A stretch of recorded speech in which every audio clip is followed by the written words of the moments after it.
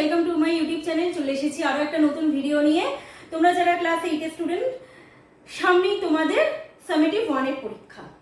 Geography যারা student আছো তোমরা দেখতে পাচ্ছ যে আমি এখানে অলরেডি তোমাদের প্রথম যে চ্যাপ্টারটা রয়েছে না, পৃথিবীর অন্দরমহল, তার অলরেডি 3টে স্তর এখানে এঁকে ফেলেছি। আগের একটা ভিডিওতে আমি 3টে স্তর নিয়ে আলোচনা করে দিয়েছি। এই ভিডিও ডেসক্রিপশন বক্সে আমি তার লিঙ্কটা দিয়ে দেবো, তোমরা দেখে নিও। সেখানে আমি কি কি আলোচনা করেছি? সেখানে আমি আলোচনা করেছি যে ভূ অভ্যন্তর সম্পর্কে আমরা কিভাবে জানলাম, আমরা কি কি স্তর জানলাম, স্তরগুলোর বৈশিষ্ট্য জানলাম, তাদের পরিচয় জানলাম, এবং স্তরগুলো কিভাবে একে অপরের থেকে আলাদা, কেন আলাদা থাকে সেগুলো জানলাম, এবং আলাদা থাকার জন্য সেই আলাদা জায়গার নামগুলো পর্যন্ত আমরা জেনেছি, যেগুলোকে বলা হয় বিযুক্তি রেখা।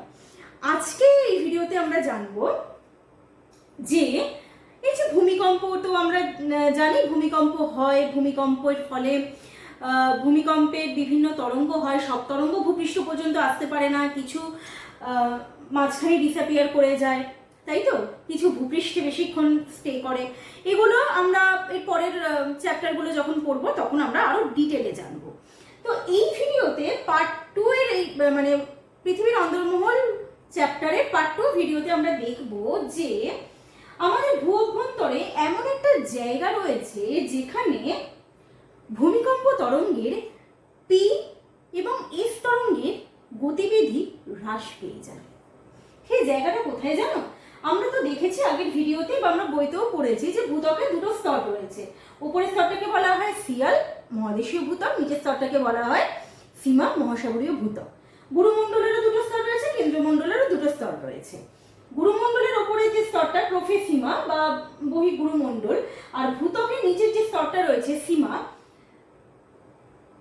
সেখান থেকে আর এই বহিঃগুরুমণ্ডল পর্যন্ত প্রায় 100 থেকে 300 কিলোমিটার গভীরতায় আমরা দেখব যে এমন একটা জায়গা যেখানে সব পদার্থগুলো অর্ধতরল এবং সান্দ্র অবস্থায় থাকে, যেটা স্থিতিস্থাপক।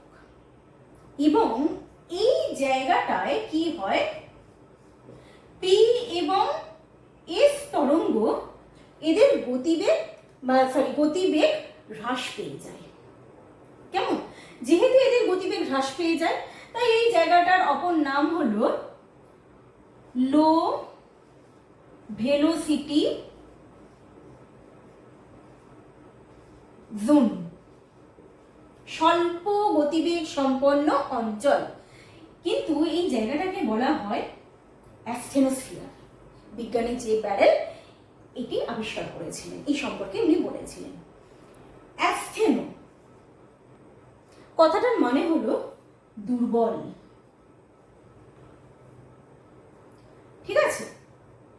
কি হয়, এই অংশে প্রচুর পরিমাণে তেজস্ক্রিয় পদার্থ মজুদ থাকে, রেডিয়াম, থোরিয়াম, এই ধরনের পদার্থগুলো।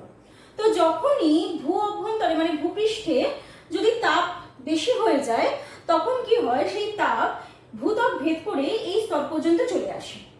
এবং যখনই আসে কি হয়, এই যে আমি বললাম না যে এখানে প্রচুর পরিমাণে পারমাণবিক পদার্থ থাকে, এরা কিন্তু এমনি সময় যখন নর্মাল টেম্পারেচারে থাকে তখন কি হয়, এরা এমনি কম্প্যাক্ট অবস্থায় থাকে।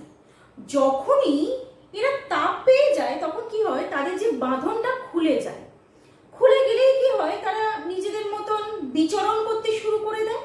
নিজেদের মতন যেই বিচরণ করে তখনই কি হয়, এই জায়গাটা একটু এদিক ওদিক করে দুলে ওঠে। যেই দুলে ওঠে, ওপরে কি রয়েছে, সীমা রয়েছে, সিয়াল রয়েছে। এরা অ্যাকচুয়ালি এই যে অর্ধতরল যে পদার্থ জায়গাটার কথা বললাম, অ্যাসথেনোস্ফিয়ার বা লো ভেলোসিটি জোন, সেখানে এরা ভাসমান অবস্থায় থাকে। তো অ্যাসথেনোস্ফিয়ার যে একটু দুলে ওঠে তখন কি হয়, ওই সিয়াল আর সীমাও এদিক ওদিক নড়ে চড়ে বসে। তখনই কি হয়, ভূমিকম্পের সূত্রপাত হয়। কেমন? এবারে তো এই যে জায়গাটা দেখো, যেহেতু ওই পারমাণবিক পদার্থগুলো উত্তপ্ত হওয়ার ফলে এর তাপমাত্রা আবার কিরকম থাকে, তাপমাত্রা থাকে প্রায় 1400 ডিগ্রি সেন্টিগ্রেডের মতো। তো পারমাণবিক পদার্থগুলো উত্তপ্ত হওয়ায় পুরো জায়গাটা আন্দোলিত হয়ে যায়, তাই এর অপর নাম হলো ক্ষুব্ধ মণ্ডল। তোমাদের পরীক্ষায় প্রশ্ন আসে যে অ্যাসথেনোস্ফিয়ারকে কেন ক্ষুব্ধ মণ্ডল বলা হয়, বা অ্যাসথেনোস্ফিয়ার বলতে কি বোঝায়, অ্যাটমসফিয়ারের বৈশিষ্ট্য লেখো এবং লো ভেলোসিটি জোন বা এলভিজেড কাকে বলে বা স্বল্প গতিবেগ সম্পন্ন অঞ্চল কাকে বলে। এই স্তরে আমরা কি দেখতে পাবো, অলিভিন, পাইরক্সিন এবং পেরিডোটাইট জাতীয় ক্ষারকীয় শিলা আমরা এই অ্যাটমসফিয়ার স্তরে দেখতে পাবো। এমনকি অগ্নুৎপাতে যে ম্যাগমা উৎক্ষিপ্ত হয়, ম্যাগমা বাইরে বেরিয়ে আসে লাভা হিসাবে, সেটাও কিন্তু এই ক্ষুব্ধমণ্ডল থেকে বেরিয়ে আসে। তাহলে এই হলো অ্যাটমসফিয়ার। দেখবে তোমাদের বইতে আরেকটা বিষয় রয়েছে, সেটা হলো ভূতাপ শক্তি।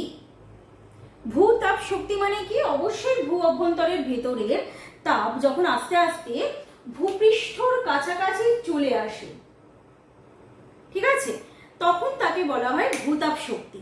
কি কাজে লাগে? এই ভূতাপ শক্তিকে কাজে লাগিয়ে বিদ্যুৎ উৎপাদন করা হয় এবং এই ভূতাপ শক্তি যেখানে রয়েছে সেখানে ভূ অভ্যন্তরে কোথাও যদি ভূপৃষ্ঠের কাছাকাছি যদি কোথাও কোনো ফাটল থেকে থাকে, তাহলে সেই ফাটলে যদি ভৌমজল ঢুকে যায়, সেই জলটা সেই ফাটল দিয়ে বেরিয়ে এসে উষ্ণ প্রস্রবণ তৈরি করে, যেটা আমাদের পশ্চিমবঙ্গের বক্রেশ্বরে রয়েছে। কেমন? তো ভূতাপ শক্তি বলতে কি বোঝায়, এটাও একটা শর্ট প্রশ্ন আসতে পারে। উষ্ণ প্রস্রবণ কাকে বলে, এটাও একটা শর্ট প্রশ্ন আসতে পারে। তাহলে এই ভিডিওতে এবং আগের ভিডিওতে আমি যা যা বিষয় আলোচনা করেছি, সেই বিষয়গুলো নিয়ে কিরকম কি প্রশ্ন আসতে পারে আমি এই ভিডিও শেষে দিয়ে দিচ্ছি, তোমরা ভালো করে দেখে নাও, সেটা সেইভাবে তোমরা প্রিপেয়ার করবে। পরের প্রশ্নগুলোই আমি দেবো, সাধারণত মানে ডেসক্রিপটিভ প্রশ্ন, বর্ণনামূলক প্রশ্ন।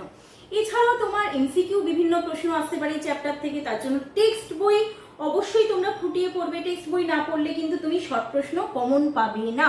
এটা শুধু ক্লাস 8-এর জন্য নয়, আমি প্রত্যেকটা ক্লাসের জন্যই বলি। কেমন? ভালো করে টেক্সট বই পড়বে এবং ডেসক্রিপটিভ প্রশ্নগুলো আমি দিয়ে দিচ্ছি, তোমরা দেখে নাও। কেমন লাগলো ভিডিওটা অবশ্যই তোমরা কমেন্ট করে জানাবে এবং আরও কি কি ভিডিও তোমরা চাও, কি কি বিষয়ের ওপর, সেটাও কিন্তু কমেন্ট করে জানাবে তোমরা, ঠিক আছে? আর হিস্ট্রি চ্যানেলে হিস্ট্রি ম্যাডাম তোমাদের ইতিহাসের জন্য ভিডিও দিয়ে দিয়েছে, আমি সেই চ্যানেল লিঙ্কটা ওখানে দিয়ে দিচ্ছি, তোমরা ঝটপট গিয়ে চ্যানেলটা দেখে নাও, সাবস্ক্রাইব করে নাও। আর যারা আমার গ্রুপে জয়েন হতে চাও, আমি হোয়াটসঅ্যাপ গ্রুপ লিঙ্কটাও দিয়ে দিচ্ছি। দেখা হচ্ছে পরের ভিডিওতে, ভালো থেকো সবাই, অল দ্য বেস্ট। প্রথমেই 5 নম্বরের গুরুত্বপূর্ণ প্রশ্ন যেটা, যে পৃথিবীর অভ্যন্তর ভাগকে কয়টি ভাগে ভাগ করা যায় ও কি কি, চিত্রসহ উল্লেখ করো। এক্ষেত্রে ওই চিত্রটা দিয়ে দেবে, ওই পিৎজার শেপের মতো যে চিত্রটা বইতেও আছে বা আমি তোমাদের এঁকে দেখিয়েছি, এবং ভাগগুলো উল্লেখ করবে, মানে স্তরগুলো। নেক্সট, সিয়াল ও সীমার মধ্যে পার্থক্য লেখো, 3 নম্বরের প্রশ্ন হিসেবে আসবে। ক্রোফেসিমা ও নিফেসিমা কি এবং তাদের পার্থক্য, হয় কাকে বলে আসবে বা পার্থক্য। ভূতাপ শক্তি কাকে বলে, কাকে কেন নিফে বলা হয়, বিযুক্তি রেখা কাকে বলে, পারলে এখানে তোমরা 2 বা 3টে বিযুক্তি রেখার উদাহরণ দিয়ে দিতে পারো। নেক্সট, অ্যাস্থেনোস্ফিয়ারকে কেন ক্ষুব্ধমণ্ডল বলা হয়। নেক্সট, ম্যাগমা ও লাভার পার্থক্য লেখো।